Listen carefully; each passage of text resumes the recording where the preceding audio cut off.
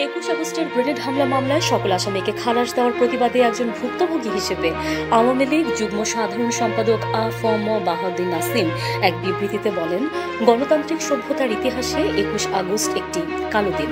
2004 সালের এই দিনে রাজধানীর বঙ্গবন্ধু এভিনিউতে বাংলাদেশ আওয়ামী লীগ কর্তৃক আয়োজিত সন্ত্রাসবিরোধী শান্তি সমাবেশে নারকীয় গ্রেনেড হামলা চালানো হয়, যা মানব সভ্যতার ইতিহাসে একটি জঘন্যতম ঘটনা।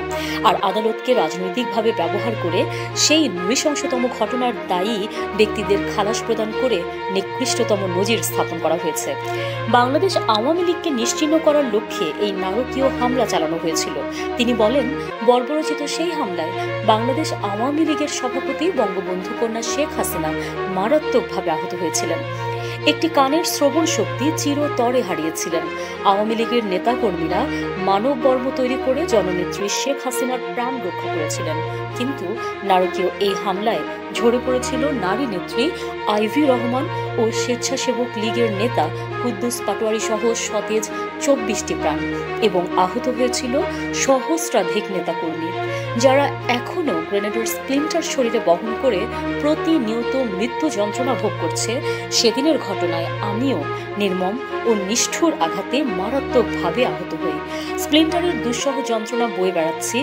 সেই নারকীয় ঘটনায় নিহতের পরিবারের সদস্য ও আহতদের জন্য আজ আরেকটি দুঃস্বপ্নের দিন। নিরুপায় হওয়া বা ক্ষতিগ্রস্ত মানুষের ন্যায় বিচার পাওয়ার সর্বশেষ জায়গা হলো আদালত, কিন্তু সেই আদালতকে আজ ব্যবহার করে আমাদের বিচার প্রাপ্তির পথকে বন্ধ করে দেওয়া হয়েছে।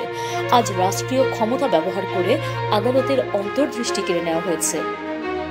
বিবৃতিতে তিনি বলেন, দেশের সর্বোচ্চ আদালত কর্তৃক এ সমস্ত চিহ্নিত আত্মস্বীকারোক্তি প্রদানকারী খুনিদের খালাস দেওয়া হলো, যেটা সম্পূর্ণভাবে আইনের শাসনের ও ন্যায় বিচার প্রতিষ্ঠার অন্তরায় হয়ে দাঁড়াবে।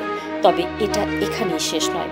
আমরা মনে করি দেশের গণতন্ত্রকামী জনগণ যখনই সুযোগ পাবে তখনই পুনরায় উচ্চ আদালতে যাবে।